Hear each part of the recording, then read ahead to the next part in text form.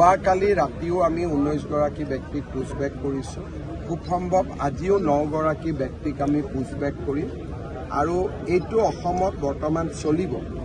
আৰু কিন্তু এইটো ঠিক যে লাখে লাখে মানুহক পুছবেক কৰাটোতো সম্ভৱ নহয়, কিন্তু যিমান দূৰ সম্ভৱ আমি পুছবেকৰ কাম হাতত লৈছোঁ।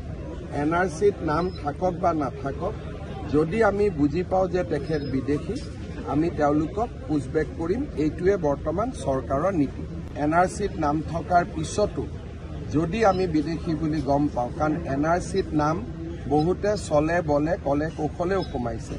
কোনোবাই কৰিমগঞ্জত যদি চাহাবুদ্দিন আছে, বাইহাটা চাৰিআলিৰ পৰা মানুহে গৈ তেওঁক বিচাৰি আনিছে, আনি কৈছে পিতা পুত্ৰৰ মিলন হ'ল।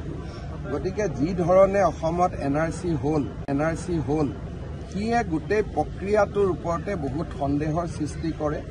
গতিকে আমি সিদ্ধান্ত লৈছোঁ যে NRCত নাম থাকক বা নাথাকক, যদি বিদেশী বুলি তেওঁক আমি সম্পূৰ্ণভাৱে বুজি পাওঁ, তেতিয়াহ'লে আমি তেওঁক পুছবেক কৰিম। গাফিলতি বিষয়াসকলৰো আছে, কিন্তু যিসকলে এই কামটো কৰে তেওঁলোক ইমানে বুদ্ধিমান যে আমাৰ বিষয়াসকল ইমান বুদ্ধিমান নহয়।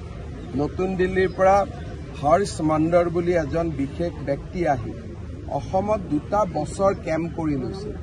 বহুকেইজন ডেকা যুৱকক আমেৰিকা আৰু ইংলেণ্ডত পঢ়ুৱাই লৈ আহিছিল অকল NRCখনত কেনেকৈ NRCখন বেয়া কৰিব পাৰি। এই ধৰণৰ ষড়যন্ত্ৰবিলাক আমি সেই সময়ত গম পোৱা নাছিলোঁ, আমিতো সাধাৰণভাৱে লৈছিলোঁ।